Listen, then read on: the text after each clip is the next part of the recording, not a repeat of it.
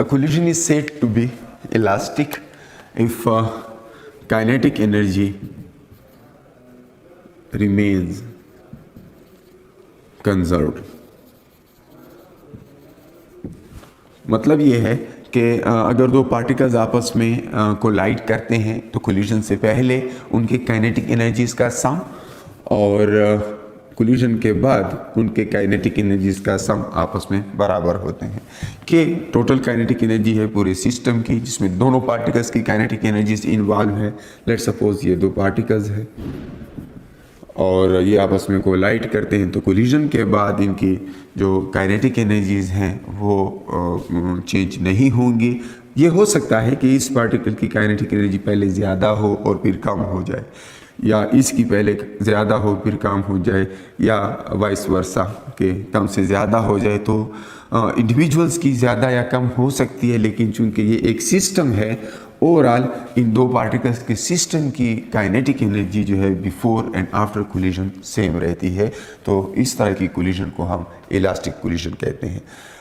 Nature में ज़्यादातर जो है कोलिजन्स जितनी भी हम डेली लाइफ में ऑब्जर्व कर सकते हैं वो इन इलास्टिक कोलिजन्स होती हैं, क्योंकि उसमें काइनेटिक एनर्जी का कुछ हिस्सा अदर फॉर्म्स ऑफ एनर्जी में कन्वर्ट हो जाता है। और इसकी कुछ एग्जांपल्स भी आप ऑलरेडी देख चुके होंगे। जैसे वो कहते हैं कि जब कोई मीटियोर एटमॉस्फेयर में इंटर होता है तो उसकी काइनेटिक एनर्जी को क्या हो जाता है, या जब कोई बुलेट टारगेट में लगती है तो उसकी काइनेटिक एनर्जी चेंज हो जाती है। तो इस तरह से डिफरेंट सिचुएशंस हो सकते हैं जहाँ पर काइनेटिक एनर्जी का कुछ हिस्सा अदर फॉर्म्स ऑफ एनर्जी में कन्वर्ट हो जाता है। लेकिन अगर हम एक आइसोलेटेड सिस्टम लें और यहाँ पर बाहर से कोई इन्फ्लुएंस नहीं है तो फिर ऐसी सूरत में हम ये दावा कर सकते हैं कि M1 और M2 की काइनेटिक एनर्जीज का सम जो है बिफोर एंड आफ्टर कोलिजन से हो सकता है। तो इलास्टिक कोलिजन में ये बात लाजमी है। बाकी जिस तरह इन इलास्टिक कोलिजन में हमने पढ़ा था कि मोमेंटा का सम भी बिल्कुल इसी तरह से before and after collision same रहता है, और टोटल एनर्जी तो वैसे भी कंजर्व्ड है, वो तो किसी भी सूरत में वायलेट नहीं होगा। ठीक है, अब हम इसमें वन डायमेंशनल केस लेते हैं। परफेक्टली इलास्टिक कोलिजन का मतलब है कि इसमें perfectly kinetic energy before and after एक जैसे होते हैं। प्रैक्टिकली इलास्टिक कोलिजन्स की जो बात करते हैं उसमें काइनेटिक एनर्जीज जो हैं मुकम्मल तौर पर इक्वल नहीं होती, तकरीबन इक्वल होती है। ठीक है, क्योंकि अगर आप स्नूकर खेल चुके हैं या आप जानते हैं तो उसमें एक स्ट्राइकर होता है और बाकी डिफरेंट कलर्स के बाल्स होते हैं। तो अगर आप स्ट्राइकर और किसी रेड बॉल की कोलिजन की मिसाल लें तो ये भी एक इलास्टिक कोलिजन प्रैक्टिकली इलास्टिक हो सकता है, क्योंकि बहुत कम एनर्जी जो है अदर फॉर्म्स में कन्वर्ट होती है, like sound and heat and in some cases spark.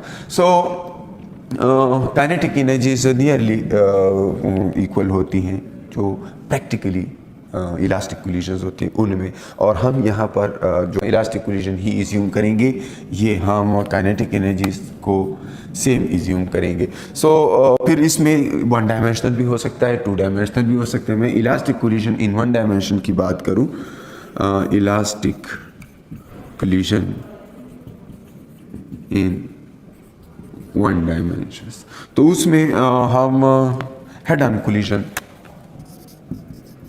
Study करते हैं।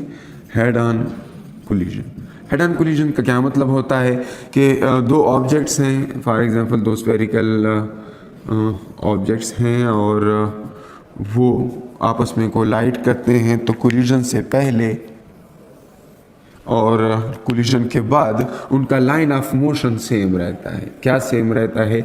Line of motion. जिस लाइन पे वो कोलिजन से पहले थे उसी लाइन पे कोलिजन के बाद भी होंगे। और इसमें ये है कि ऐसा हो सकता है कि वो इनमें से एक रेस्ट पे हो, दूसरा मोशन में हो, लेकिन वो एक दूसरे को क्या करेंगे? अप्रोच करेंगे कोलिजन से पहले, और कोलिजन के बाद ये एक दूसरे से सेपरेट होंगे। ठीक है।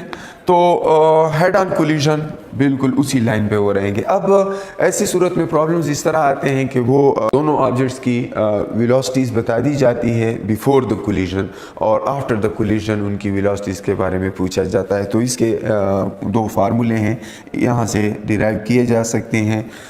इसका थोड़ा सा मैं एक स्टेप लिख लूँ, बाकी डिराइवेशन हम नहीं करेंगे, वो आप खुद चेक कर सकते हैं या फाइनल रिजल्ट्स याद रखें, क्योंकि हमारा काम प्रॉब्लम्स को सॉल्व करने के साथ है। तो kinetic energy before collision half m1v1 पहले ऑब्जेक्ट के लिए प्लस हाफ m2v2 दूसरे ऑब्जेक्ट के लिए, that is equal to half m1v1 पहले ऑब्जेक्ट के लिए प्लस हाफ m2v2 दूसरे ऑब्जेक्ट के लिए। तो ये बिल्कुल आप यूज़ कर सकते हैं ये एक्सप्रेशन काइनेटिक एनर्जीज का। फिर मोमेंटा का, चूँकि वन डायमेंशनल केस है, स्ट्रेट लाइन में मोशन है, तो m1v1 फर्स्ट ऑब्जेक्ट का मोमेंटम, m2v2 दूसरे ऑब्जेक्ट का मोमेंटम, एंड सिमिलरली m1v1 पहले ऑब्जेक्ट का मोमेंटम प्लस m2v2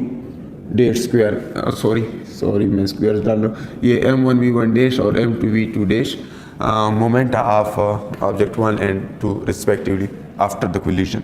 सो इन दो इक्वेशंस को यूज़ करके आप ये इक्वेशंस डेवलप कर सकते हैं।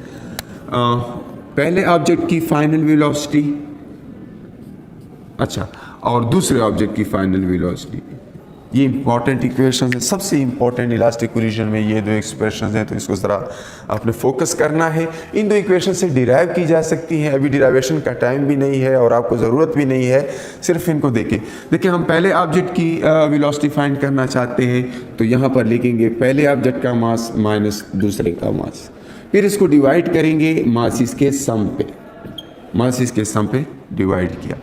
दूसरे ऑब्जेक्ट के लिए क्या करेंगे, m2 माइनस m1 लिखेंगे और इसको किस चीज़ पे डिवाइड करेंगे, दोनों ऑब्जेक्ट्स के मास के सम पे।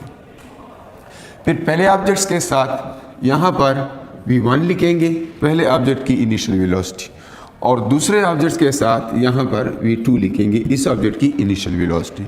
अब यहाँ पर एक और टर्म भी होगा, इस टर्म में आप दूसरा ऑब्जेक्ट m2 और दूसरे ऑब्जेक्ट की initial velocity v2 divided by the sum of masses m1 plus m2। बिल्कुल इसी तरह सेकेंड ऑब्जेक्ट की फाइनल वेलोसिटी के लिए आप क्या करेंगे, 2 mass of first object m1 velocity of first object before collision v1 divided by sum of masses. इस तरह से शायद ये आपको याद रहे।